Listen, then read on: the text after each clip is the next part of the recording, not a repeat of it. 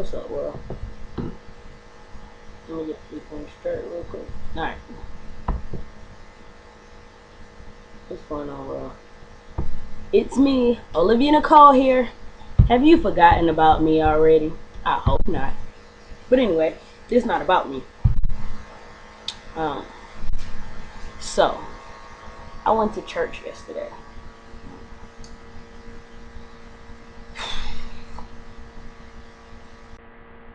Like, when I tell you, the message was, oh my gosh, it was great. You know what I'm saying? It was like, it was like one of the messages like, man, yo, I'm so glad I came to church today, because, like, if I wouldn't have came to church today, like, I would have truly missed out on, like, something special, you know what I'm saying? Um, so, like, yes, church is awesome, and, the title of the message was, I want to say, resisting the urge to give up on life and or ministry. Yeah, I was like, yeah, cause, first let me start off.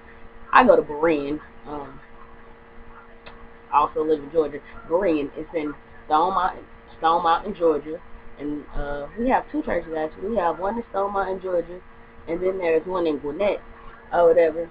I go to the one in Stone Mountain, and like my pastor, like, oh my gosh, like he's awesome, like he is great, like there have been absolutely two times in my life where there has been like a church or something like that where I enjoyed going. Okay, because like me personally, I've been in church my whole life. However, I was there. I didn't get nothing out of it, but I was there. Why? Because when you're younger, you have no choice whether or not you're gonna go to church. If you with your grandma, yo, you getting up and going to church because she going, or your parents, you getting up and going because they going. But when you get older, uh, your parents can't make you go to church. Can't nobody make you go to church. If you go to church, it's completely on you, or whatever. And so, the first time I went to a church and I actually enjoyed going, and I was actually hearing, what the pastor was saying, or the reverend was saying, was when I went to this school called Liberty University in Lynchburg, Virginia. Uh, Grade school. I had the time of my life. It was definitely out of my comfort zone because I knew absolutely nobody in Virginia or whatever. But like they have, it's a Christian school. They have convocation 3 times a week. Then they have campus church on Wednesday, and then they have campus church on Sunday. So altogether, you can go to church about 5 times a week. And when I first got there, like I went to this school because I wanted to better my relationship with God and stuff like that. Because I don't know about y'all, but I got a praying grandmother. You know what I'm saying? And even when I was little, and as I was growing up and I was going to church, I didn't really understand what was going on in church or what the pastor was saying. But like I see my grandma, and honestly, her faith is what made me want to better my relationship with God. Cause I was like, son, like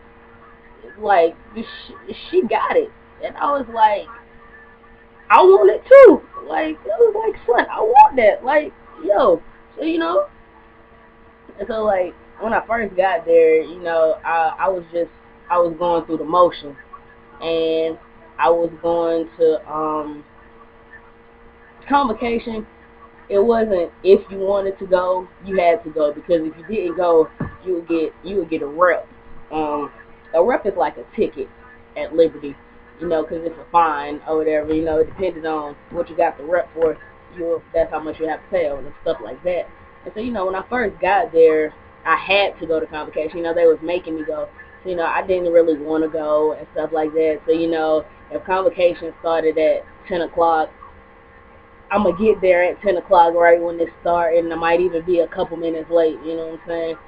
And as time went on, I, like, man, like, yo, man, what's going on, So, like, I started reading my Bible and stuff, and, I still be going to convocation because I had no choice.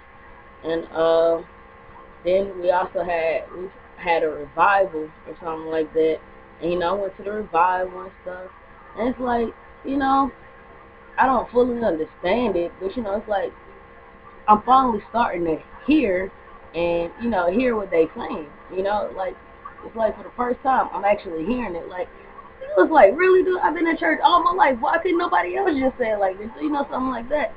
And so, I finally started hearing what was going on, and I just started getting more into it, still kept reading my Bible and stuff like that, and, and,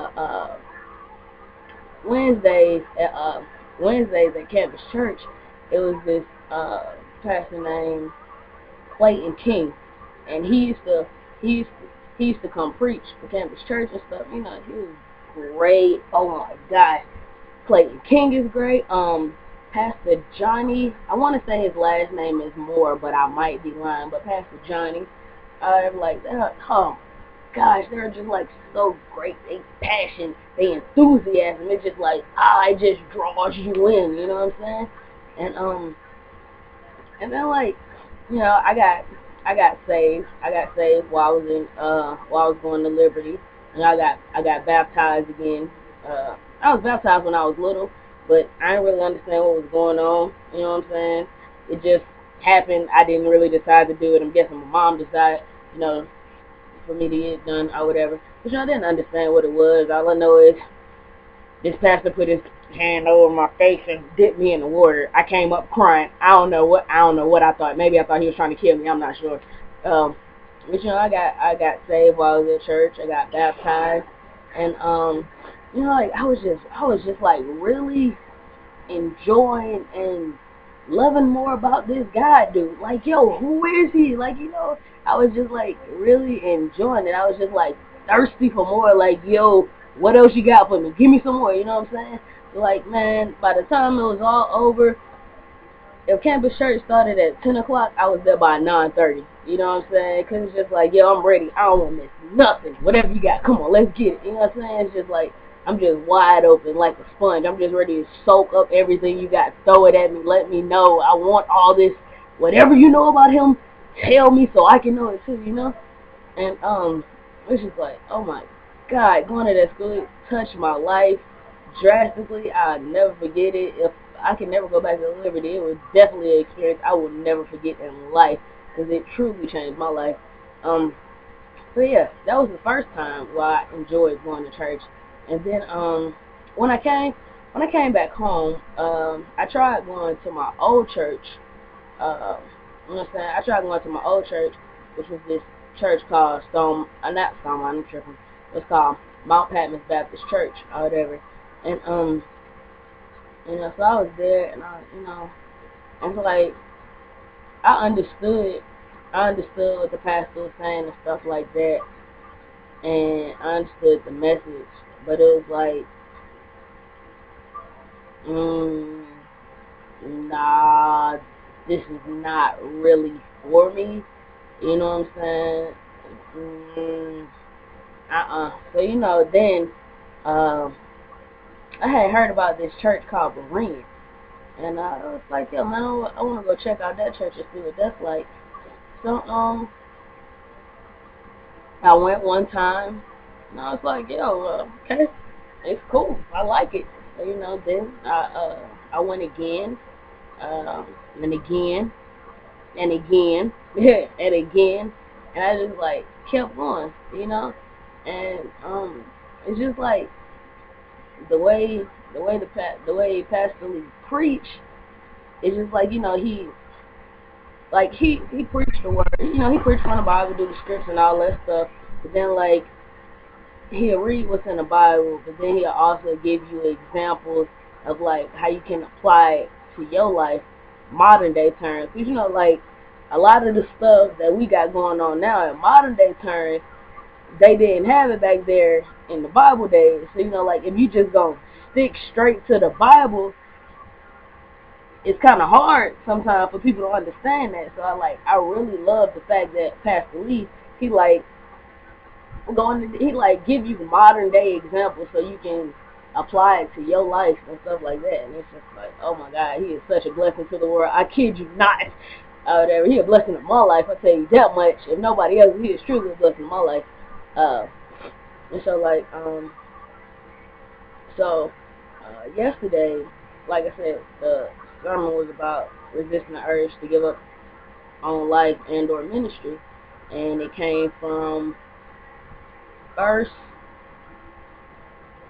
Kings chapter 19, or whatever, and it was about Elijah, and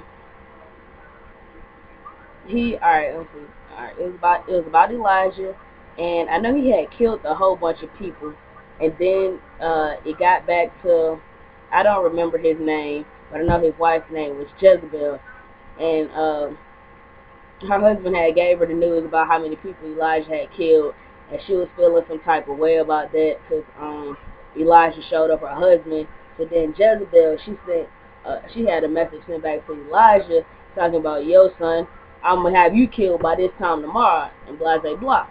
And so Elijah, he got scared, and so he decided to run away. Well, he ran away into the wilderness. And so he left his servant or whatever, and he just went away into the wilderness. And so he found this tree, and he went to sleep under this tree. And then, like, while he was sleeping, God came to him, and he was like, yo, what you doing here? You know what I'm saying? And so then he gave God an answer and stuff like that. Then, God told him, get up, eat, and stuff like that. So then he got up, and he had ate, and then he went back to sleep and stuff like that. And so it was like beautiful, cause like, yo, for the first time in my life, I heard a pastor preach about suicide, and I was like, I really love that, cause most people, like, suicide is something that most people don't like to talk about.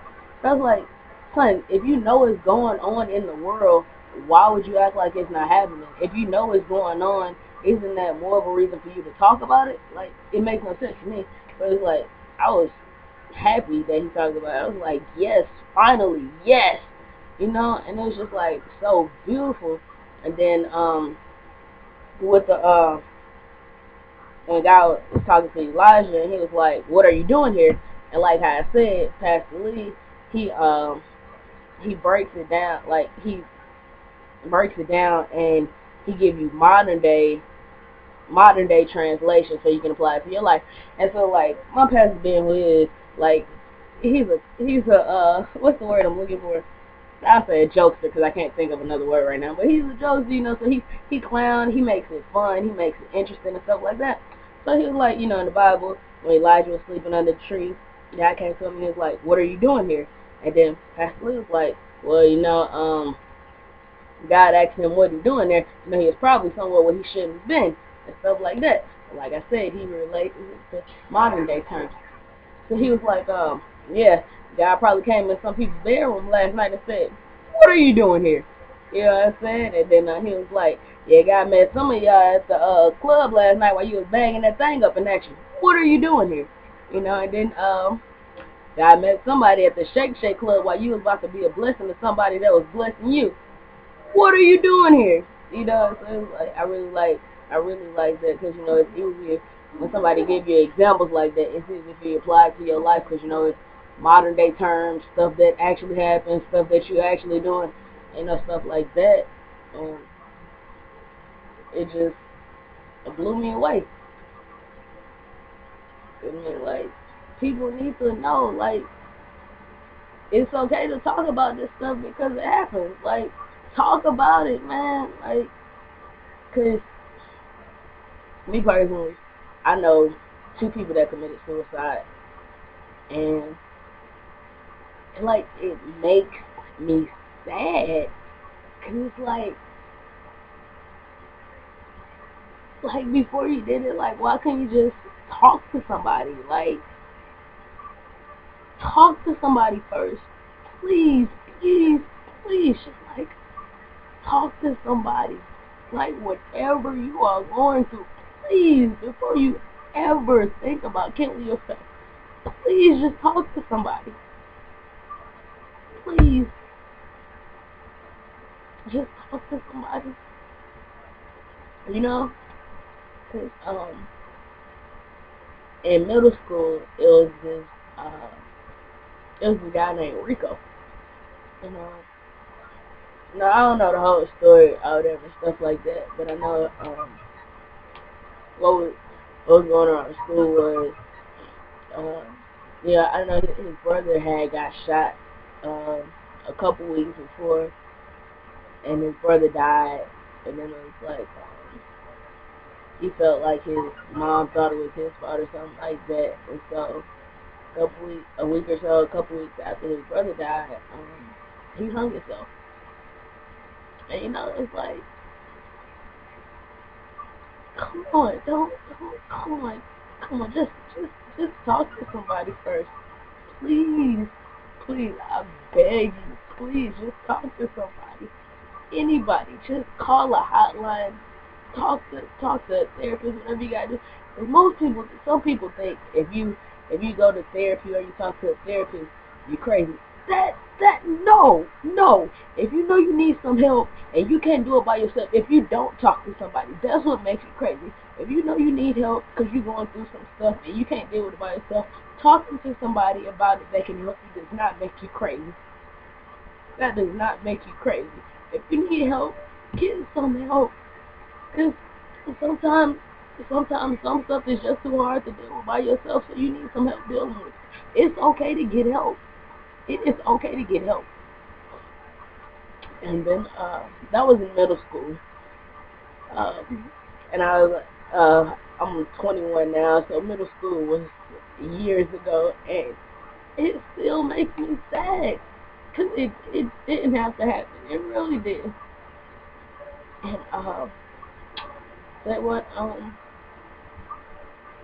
And maybe last year or the year before last, this other girl, I knew her in middle school. We played on the same basketball team.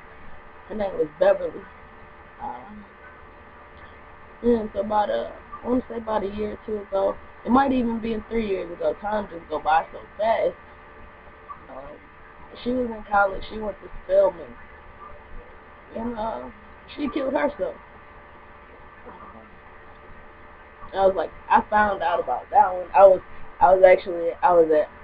at work one night, and this other girl who played basketball with us in school, she was like, "Yo, man, you heard about Belle?" I was like, "No, what's up?" And she was like, "Yeah, man, she killed herself." What? When? Why? What? You know? And the story that I heard about that one was something about her boyfriend or something like that. And I was just like, man, come on, no. You know, it just makes me sad, because it really didn't have to happen. Just, man, if you are going through something and you feel like you're at the end of your rope, please just talk to somebody. Give somebody a chance to help you. Just give somebody a chance to help you. You know? 'Cause, I mean, like, certain stuff, it can hit hard. Like like somebody killing themselves over a relationship not working out. Because, sometimes you do fall hard for people and it doesn't work out and it makes you sad. Like, the older folk, if you around my age, if you're going through something, you break up with somebody and you take it kind of hard and you might even get a little depressed about it. Some older folks and stuff like that might be like, you young, get over it. But I mean, like, you don't really, man, you can't really, man, you can say that to somebody, but like, you don't know the full effect that it has on them. Like, clearly, if they feeling all this pain and they're depressed, if they can get over it, clearly they would, because nobody would feel that pain if they didn't have to. You know, it's, it's just, it makes me sad. It just really makes me sad because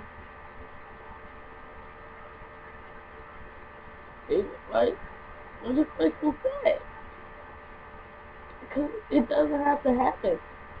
But if nobody ever talks about it, how are people supposed to know that, like, yeah, sometimes you might, stuff, life get hard and you might get depressed and yeah, you might think about killing yourself. Me personally, if you think about killing yourself, if it's a thought in your mind, I don't think you're crazy. No, I don't think that means you're crazy. Why? Because sometimes life get hard and you just get overwhelmed and you just want to get away from it all. And sometimes ending it all seems like a good idea. But you don't have to end it all. Not like that. Not like that. You can get out of any situation without having to kill yourself. You just gotta talk to somebody and give somebody a chance to help you and not give up. Don't give up. Don't give up. You know? But like, if nobody ever talks about it, like, how does somebody know that if they have these thoughts, they can they can come to their parents or they can come to their teacher and just tell them how they feeling without somebody thinking that they're crazy? Because you know, and like I was saying, all right, well, I'll be honest with y'all. When I was in ninth grade, I was in ninth grade. Oh my gosh, I was a depressed soul. I really was. I was a depressed soul. I used to be so sad all the time, or mad, one of the two. And like, that was the time when I thought about killing myself. I would ever, um, I was gonna drown myself actually. Um,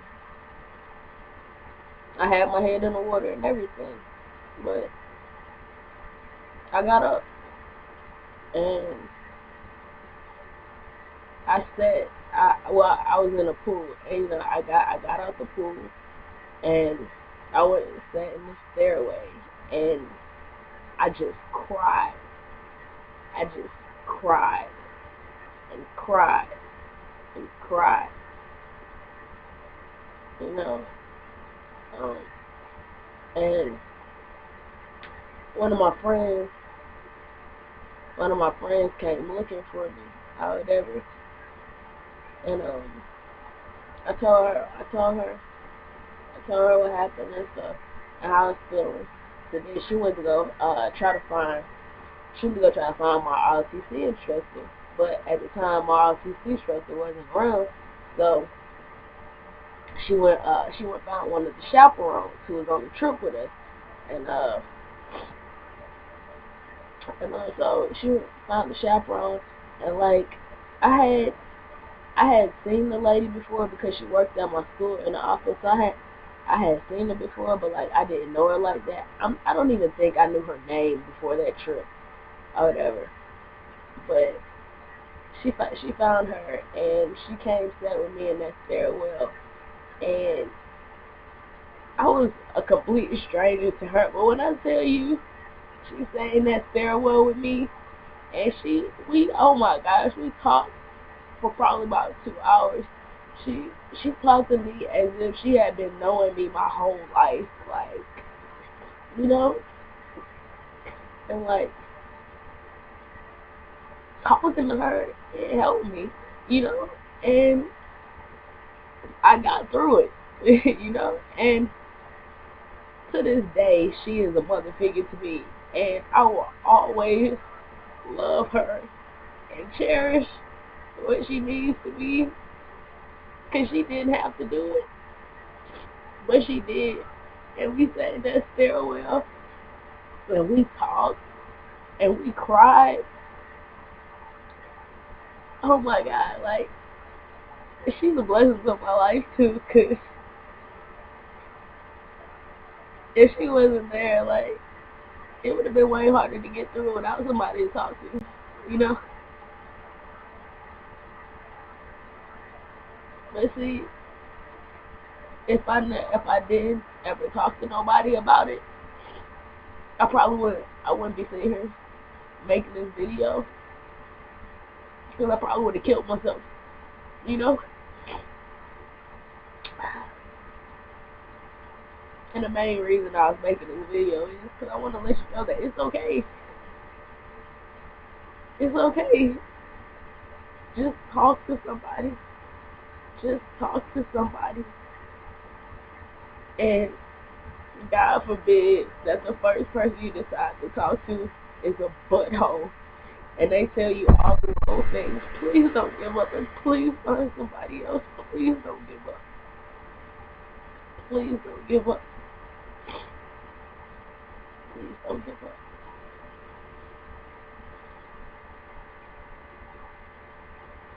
So, this is my video to the world, like Pastor Sermon was to the world. Don't give up. You know what? I got my paper from church, actually. So, I'm going to tell you what Pastor told us in church yesterday. Okay. Resisting the urge to give up on life and or ministry. And these are the 3 things that he told us can help us resist the urge to give up. He said, get you some rest. Rest can help you resist the urge of giving up on life and or ministry. 1 Kings chapter 19, verse 4 and 5. Then he went on alone into the wilderness, traveling all day. He sat down under a solitary bloom tree and prayed that he might die. I have had enough, Lord, he said. Take my life, for I am no better than my ancestors who have already died. Verse 5. Then he lay down and slept under the broom tree. But as he was sleeping, an angel touched him and told him, get up and eat. So number 1, if you feel like giving up, don't give up yet. Get you some rest. Number 2, he said refocusing can help you resist the urge of giving up on life and or ministry. 1 Kings chapter 19, verse 9, 10, and 18. Verse 9. There Elijah went into a cave and spent the night. Then the Lord said to him, Elijah, why are you here? Verse 10. Elijah answered, Lord God, all-powerful, I have always served you the best I can, but the Israelites have broken their agreement with you. They destroyed your altar and killed your prophets. I am the only prophet left alive, and now they are trying to kill me. Verse 18. I still have 7,000 people in Israel who have never bowed down to Baal or kissed that idol. Number 3. Relationships can help you resist the urge of giving up on life and or ministry. Verse 15. The Lord said, Elijah, you can go back to the desert near Damascus, and when you get there, appoint Hazael the king. Appoint Hazael to be king of Syria. Verse 16. Then appoint Jehu, son of Nimshi, to be king of Israel, and Elijah, son of Shaphat, to take your place as my prophet. Verse 19. So he departed thence and found Elijah, the son of Shaphat, who was plowing with 12 yoke of oxen before him, and he went with the 12. And Elijah passed by him and cast his mantle upon him. So, you know, I can't break it down because I'm not a pastor or a preacher. I can't break it down exactly the way Pastor Lee did, but I was like, my main reason for making this video is, if you feel like giving up, I just want to tell you to keep on pushing and don't give up. Talk to somebody. If you got a church home, try talking to your pastor. If you in Georgia and close to Stone Mine or Gwinnett, if you need a church home to go to, Berean arms are always open to you. We're right here on Young Road. Feel free to join us. There's a Saturday service at 12 noon.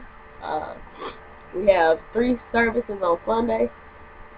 I believe the first one is at 7:30, 9:30, and 12:30.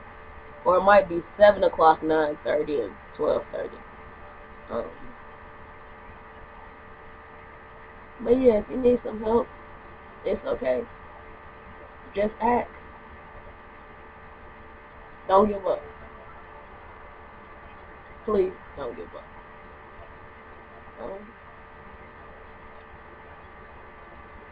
Yeah, don't give up. And I love y'all. Thank y'all for watching the video. Liz Nicole here, and I'm out.